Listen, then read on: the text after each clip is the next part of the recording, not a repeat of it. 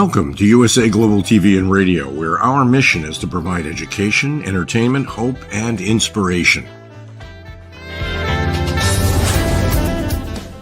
USA Global TV and Radio connects you with experts and audiences all around the world every single day to help you succeed in business and to live a richer life.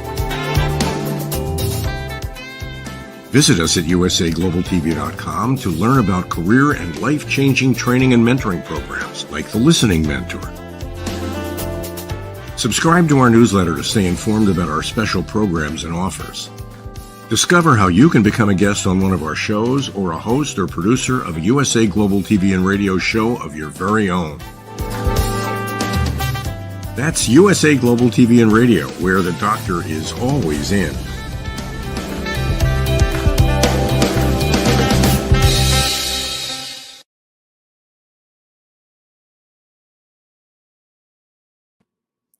Hello and welcome to Intentional Productivity Tips. My name is Megan and I am your very favorite strategic productivity partner. And I am so glad that you are here to join me today. Today, we're going to be talking about a topic that we might not always want to think about, but is important too. Today, we're going to talk about stay calm, stay ready, productivity with go and no-go bags. So we're going to talk about that specifically. But before that, I want to share with you again, my name is Megan. I am a strategic productivity partner. This show, weekly Intentional Productivity Tips, is on USA Global TV and Radio on the YouTube channel. Please check it out. Please go to our YouTube channel, the USA Global TV and Radio YouTube channel. Please check out my show. Please like it, subscribe, and be notified of new episodes, and check out the other shows that are also available. One thing I do want to share with you is that next week, the day of my show is going to be changing. Moving forward, starting on December 19th, Intentional Productivity Tips is going to be on Thursdays at 2 p.m. That's Thursdays at 2 p.m. moving forward next week. But we are here today. We are Intentional Productivity Tips. And as I said, I am Megan. I have a presentation that I am going to share with you. So I am going to get that up right now.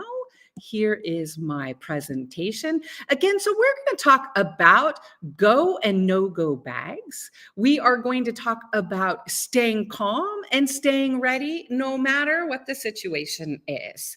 I'm going to share with you why this is an important topic for me personally and why it's important for a lot of people. If we've been paying attention to events in the world, going on around the world over the last several years, we know that there are some times when unexpected things came up. It could be storms, it could be weather related, it could be wildfires, it could be heat related, it could be needing to leave someplace quickly. But one of the things that has changed in our life, if we want to be honest, is that there are times when we need to be prepared that we might need to leave where we're at, stay sheltered where we're at. So today we're going to talk about how to stay calm and stay ready so we're productive, because we know that staying productive through all of it is going to be helpful to what we're doing. So today we're going to talk about two things. We're going to talk about preparing to stay calm and ready in an emergency. And then, of course, we have this week's productivity quick tip, adding task time to your tasks. So let's talk a little bit about boosting our productivity and taking control. Again, why is it that we're talking about the importance of having go and no-go bags? So we're going to talk about that today. So as you'll see, we have a progression of the things we're going to talk about. The first thing is I'm going to share my journey to preparedness, because over the last 12 months, I have learned and I have started to prepare in ways that I never did before because of where I live, and we'll get into that. We're going to talk about what are go bags and no-go bags. We're going to talk about go bags. We need to be ready to leave. We're going to talk about no-go bags. We need to be prepared to stay put. We're also going to then make this specific for you, because as I mentioned, I'm going to share my journey and how it's become important to me. But we want to talk about problem solving for your location. What could happen? Maybe you could lose your electricity. Do you live on a high floor? Is there Do you know where your stairs are? Do you have an exit plan? Again, we want to problem solve for your location. Then we want to talk about your preparedness checklists. And of course, as every week, we want to make sure that you learn at least one valuable tip that you can take with you and boost your productivity so that you are in control of your time, you're in control of your actions and your response to any situation. Let's talk a little bit about my journey to preparedness. So a little bit of a visual representation that I think describes what I have been going through and what I've been experiencing. So I think I've mentioned this before, but I moved in September of 2023. I, for about 13 years, lived in North San Diego County. I lived in the Oceanside area, which is a very beach area. North San Diego County weather-wise is generally mild. There is rain there and there's wildfires. But when you think about it, the weather in North San Diego County is, well, downright dreamy, right? In September of 2023, I moved from North San Diego County, way up Northern California. So I now live in Lake County. I live near Clear Lake in Kelseyville. And so as you can see, in my February week one in 2023, I was at the Oceanside Pier. I was at the Carlsbad Beach after I got my hair cut. That was a typical week for me in February of 2023.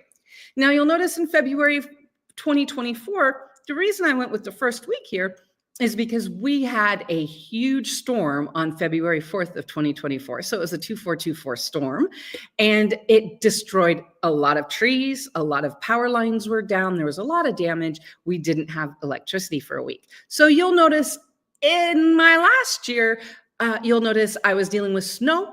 I was dealing with the leftovers of a windstorm and snowstorm. It was mind-blowing to see how these trees literally just moved up. And you can also see here, even the deer were looking at what the heck is going on.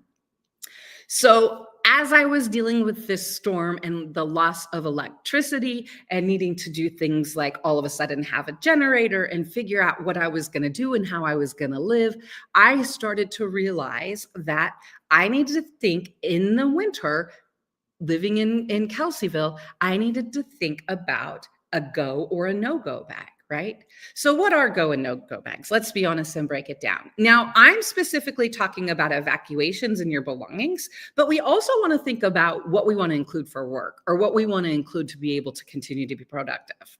So a go bag is for a quick evacuation during emergencies. This could be a wildfire. A no-go bag is when you want to stay put during severe weather or road blockages. So the purpose is a go bag supports leaving and is quick. So you want a go bag to be smaller, but a no-go bag ensures you can stay in place comfortably and securely. And so the goal is to solve potential problems by preparing resources tailored to your living environment.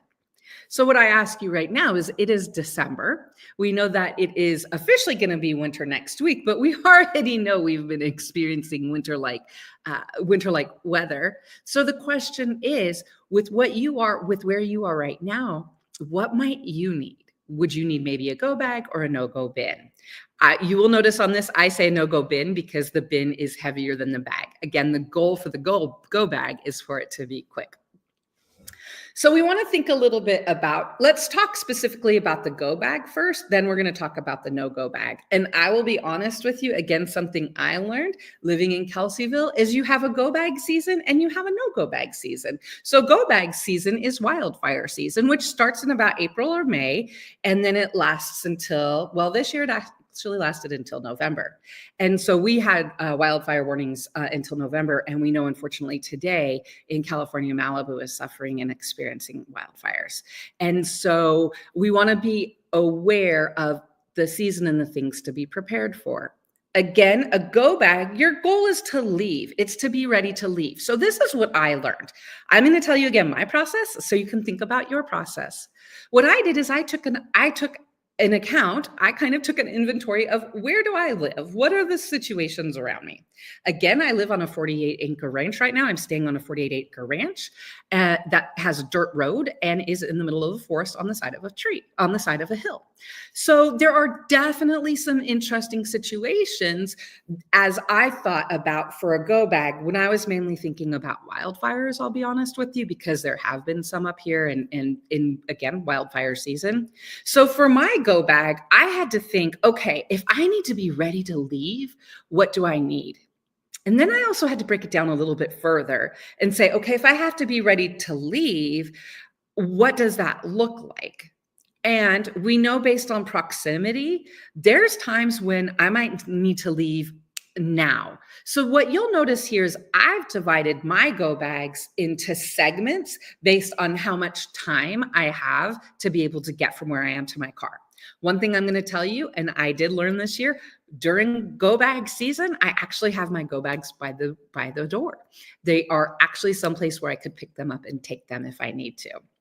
So the way I broke it down is into 3 time segments, a 15-minute go bag, which means one trip to the car, right? It's the most important things, my most important documents, maybe my laptop, I could grab it. If prescriptions, maps, again, those essential immediate items I'm going to need because this is, again, less than 15 minutes. What is that quickest one bag that I could grab? I'll be honest, for me, it was in a backpack for the go bag, just because that was a little bit easier to maneuver and be able to pick up. Then, so again, thinking through yourself, I'm telling you my experience so you can start thinking for yourself. So again, for where I'm at on the side of a mountain, living on a dirt road, it's possible that there could be a fire or something in close proximity, so I need to go. So I've got my 15-minute bag. Then I have my 30 to 45-minute bag. And what that means is I'm going to be able to take a few more trips to the car.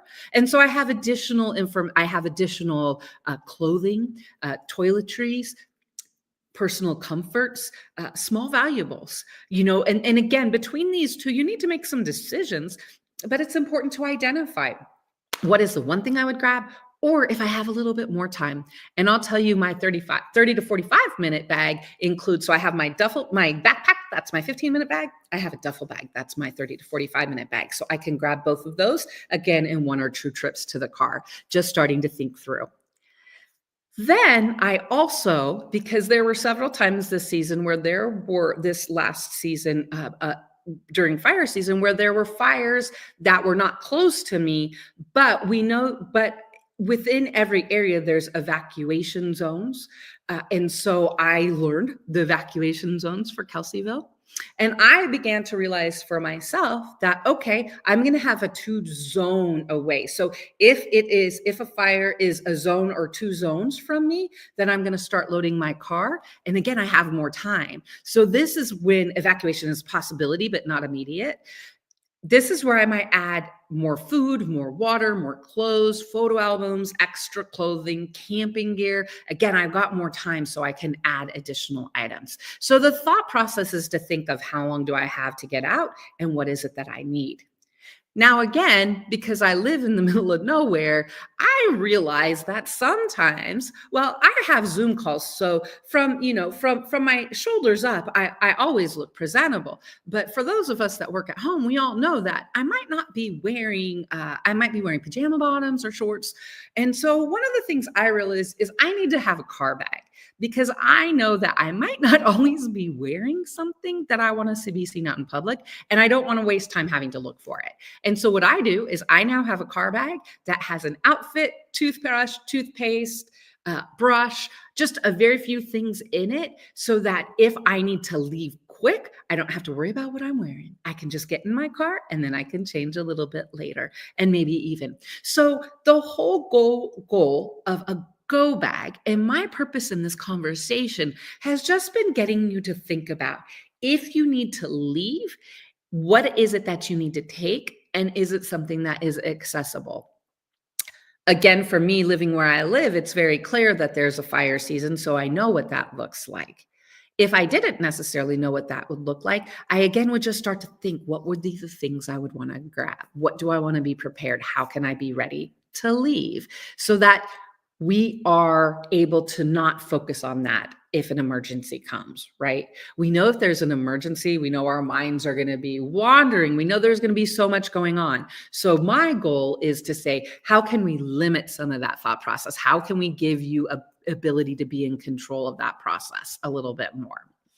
So I have some tips for you that I learned about if you need to be ready to leave. So one of the things I always say is think about your evacuation strategy. One of the things that I thought is if I had to go and maybe I didn't have everything or I wanted to be able to do one last sweep of the place, what I think about is and I did this a couple times during fire season. We think when we're in school, we have fire drills. So I mentally prepared. If I need to evacuate, I'm going to start at the front door and I'm going to picture what would I need to get in the front room? What would I need to get in the bathroom? What would I need to get in the bedroom, right? I would think of the path that I would take so that I could go through and pick anything up. So evacuation packing strategy, and also just a strategy to be thinking about things you might want to look for. If needed or if appropriate, keep bags accessible and ready by the door. I chuckled a couple weeks ago. I was looking on a local social media page, and somebody commented and made the joke that he grabbed his sweatshirt out of his go bag because it's time to switch seasons. And I just found that ironic, but also an important conversation and something to think about. Also, prioritize based on time. So essentials are first. Comfort comes last. You must think about your essentials and what that looks like for you. We are all different. We all have different priorities. And guess what? Whatever your priority is the right priority. We just want to make sure you're prepared for it. So we want you to be able to ready. We want you to be ready to grab and go. So that's the go bag. And again, for me specifically, that is more during fire season, during the summer months. The no-go bag, and this again, February 2024 and the winter of 2024 and spring of 24, actually till May of 2024 when it stopped snowing around here, I learned a whole new element of the no-go bag and being prepared to stay safe where you're at. I learned that there are 4 categories. There's basic needs, there's comfort and warmth, there's power and light, and there's entertainment. So again, on February 2nd, at the beginning of this year, we had a beautiful, glorious, the night of February 3rd was a beautiful snow night. Woke up the next morning, it was a winter wonderland, right at the sunlight, and it was gorgeous. There was snow everywhere. By 10 a.m., the windstorm came and all of the snow was blown away, and we lost power about 9 a.m. on that day. And one of the most ironic things that I realized, and why I include entertainment into this category, is because I personally didn't have any hard content. I read my iPad. I read on my phone. I do everything electronically. Are you like me? What I realized is I needed to be prepared with entertainment. We're starting there, and then we'll go back around to what we need to be prepared for our no-go bag. So this is when we need to stay safe. Maybe we have electricity, maybe we don't. Again, think about where you're at. Is there a time where roads might be closed, where you might not be able to get out? So again, think about entertainment. Do you have books or a magazine, hard content? Because we don't just want to rely on our electronics because we don't know how long their electricity is going to be out. And do we want to use all of our charge on that? So I would say one thing is for entertainment is to be aware of books, magazines, puzzles, games, anything, cards, a deck of cards. I didn't even have that. I was wanting to play solitaire. So be prepared for that. The other thing you want to do, and this is something that I learned because, again, we had a storm. It was a raging storm all night long. It was windy. It was dark. And I was just like, my mind. So I knew that the storm was expected to last for about 11 hours. I decided at that point that I was going to go ahead and drain the battery on my laptop. I was going to watch TV and music and things like that during the storm when I was stressful. And so when I was stressed out. And so one of the things I learned is you want to look at what you have downloaded, right? If we're not going to be able to get to the internet or get to anything, we need to make sure we have things downloaded on our hard devices too.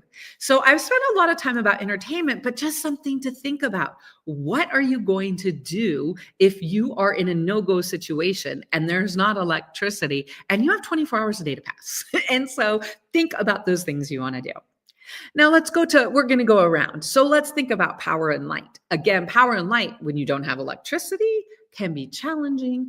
And so I have started collecting lights and different things I could use for lights and power when I am in a no-go situation. So headlamps, lanterns, there's cute light switches that turn on, flashlights. Check your what you have on hand. Check your inventory of these things. I'll tell you right now, it's a great time because of the holidays. I will tell you, I got a new lantern recently. It's a cute little Energizer electric lantern that's battery operated. And so think about those things. And if you don't have it, then now's a great time to go look for it and to buy it. Now you can also see why my no-go bag is actually a bin, because it's going to have things like batteries, also chargers. And then after you have chargers, you need more chargers, and generator fuel. I was able to, and I lived using a generator last winter for several instances when the electricity was out. And so one of the things I learned is, when I looked at during the winter, when I look at the weather forecast, if it looks like a storm's coming in, I make sure that I have my 5-gallon tanks of fuel are filled. So I laughed and I felt like a person that had truly moved up to the mountains one day when I was like, oh, I'll just get 2 5-gallon, 5 gallons of gas. So I've got 10 gallons and I'm good if we storm this weekend. I felt very proud of myself. I'm not going to lie. So that's why I'm saying to think to yourself, what is it that you need for power and light? Is it a generator? Is it chargers? You can never have too many cell phone chargers, too many device chargers, too many chargers. Let's be honest with that. Because right now we know everything relies on chargers. My headlamps needed to be charged. So when you think about it, again, you want to ask yourself, what will give me power and light? And do I have it, or do I need to get it? Your basic needs is one of the first places you want to start, right? Because you want to make sure you have things like food, do you have water, do you have cooking supplies and fuel? You want to ask yourself and identify, am I going to be able to cook? Okay, if I can cook, do I have enough food if I'm going to be in for a few days? If I can't cook, do I have enough food so that I could be in? I stocked up and I learned about whether it be beef sticks or peanut butter and bread and things like that. Granola bars, granola, cereal, dry cereal, things that you could eat if you're going to lose power for a few days. So your basic needs. Also, it is so essential when it comes to basic needs. Make sure you have extra toilet paper, paper towels, and hygiene supplies, because you might not be able to get out. So if you're down to your last roll of toilet paper, that could be a real challenge and add additional stress you don't want. So if you're in no-go bag season, you want to start to ask yourself. A couple of weeks ago, here up in Kelseyville, we lost our power. It was a Friday. It was out from about 9 a.m. till about 7 p.m. And it was interesting because I hadn't been in that mindset. And so it was kind of like a preseason. The next day, someone said, hey, it's like we're in winter preseason here. And so take this time to think about it. And since we are in winter, we want to think about comfort and warmth also. You want to think about the layers of clothing you have, blankets, rechargeable heating pads.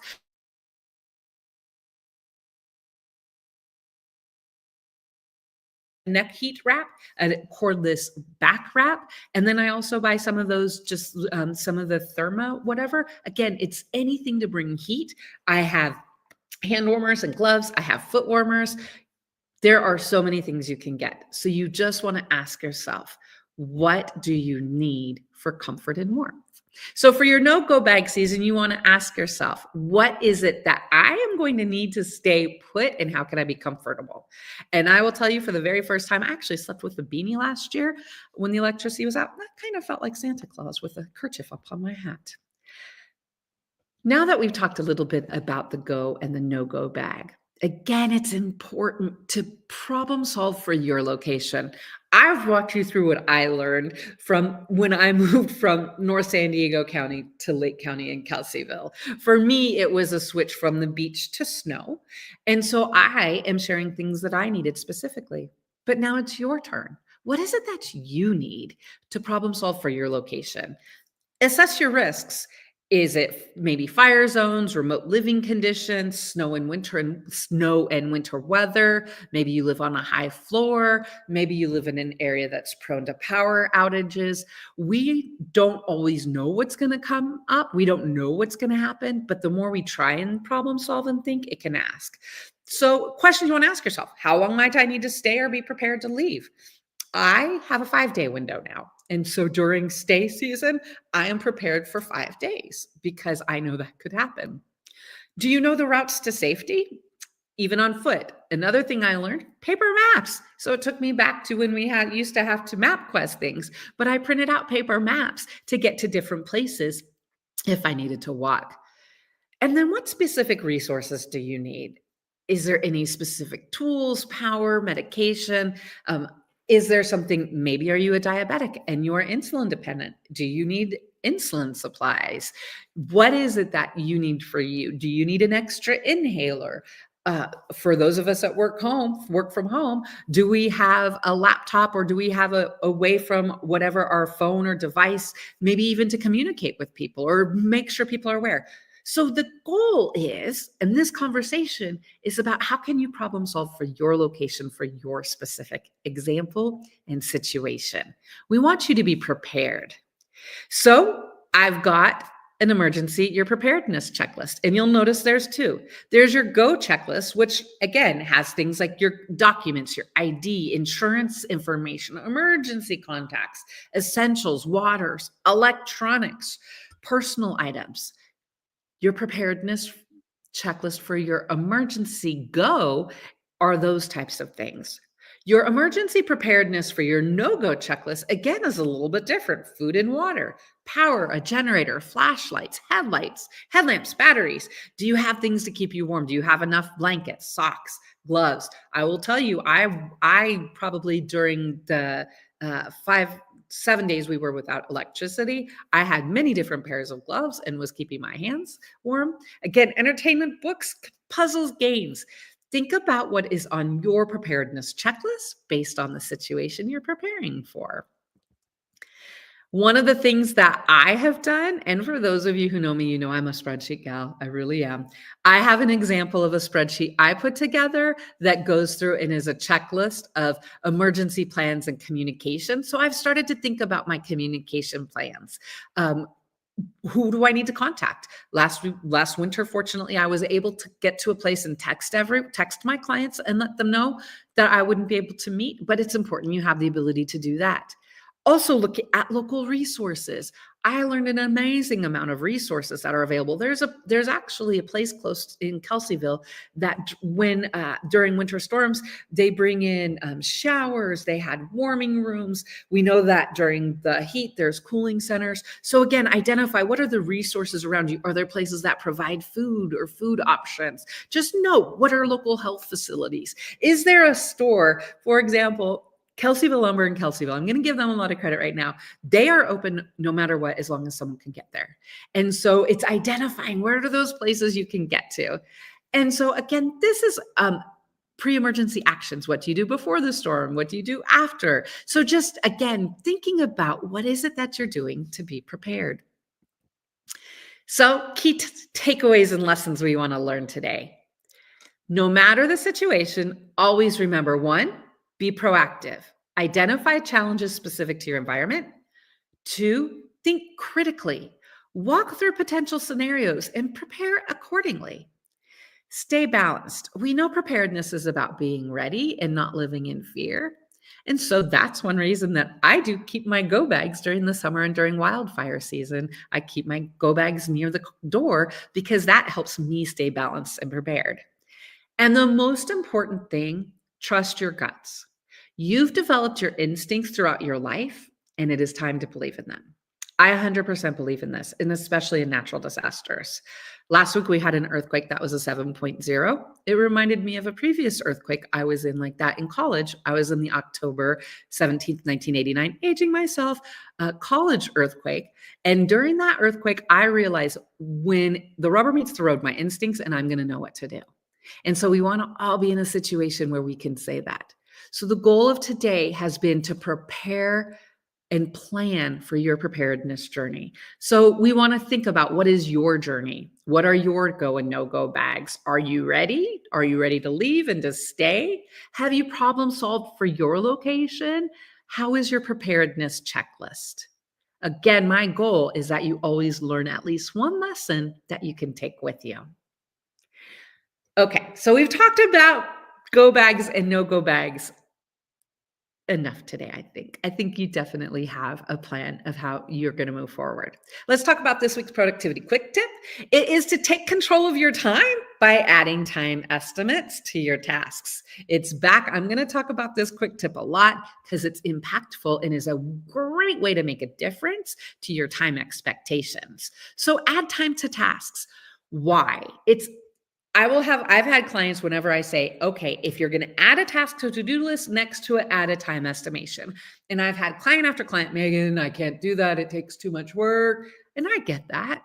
And I also say it takes work, but it's worth it. This effort is worth it. Sometimes effort is not worth it, but in this case, so it helps you set daily realistic expectations.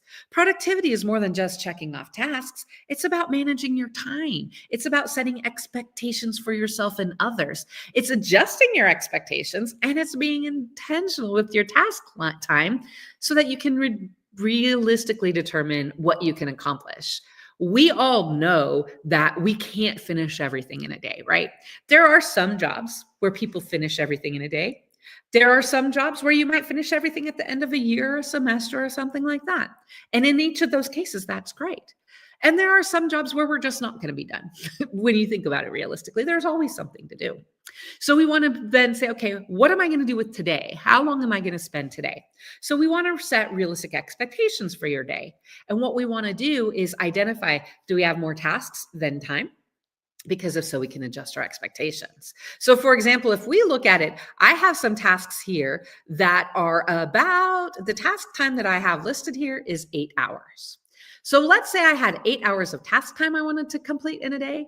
And I also knew that I had 5 hours of meetings. Well, in my world, 5 plus 8 equals 13. So that means that would be 13 hours of task and work time in a day. Gonna be honest with you. Don't really want to spend that much time working every day. On occasion, but not every day. So if I know that today I do not want to spend 13 hours in meetings and project time, then I need to come back and I need to say, okay, what am I going to adjust? Is it the projects? Is it the meeting? What? But I know that I will set my day up for success and avoid being overloaded when I identify my tasks. I'm going to increase, because when we're overloaded, our stress is increased. So by taking control of our task time to help setting realistic expectations, we can have more peace-filled productivity. And really, isn't that what we're all after? I know I am. So this week's productivity quick tip is how we're going to set task time so that we are building realistic expectations. So review your calendar. So how we're going to do this in 3 daily steps. 1, review your calendar early in the day. Identify how many meetings I have for hours, how much time I have for projects that I need to finish, or how much project time I need to complete. Then again, make sure we have time estimates to tasks so we know how long it's going to take. And then the other thing we want to do is we want to balance task time with commitments. One of the things we want to do is if I know I'm going to have 5 hours of meetings and 8 hours of project, then I don't want to plan for 8 hours of project, because we don't want to go minute by minute, right? We want to create a buffer period because we know that things are going to come up, or we want to be prepared. So one of the things is generally about an 80 to 20%, an 80-20 rule, right? So schedule about 80% of your project time and give yourself a buffer of 20.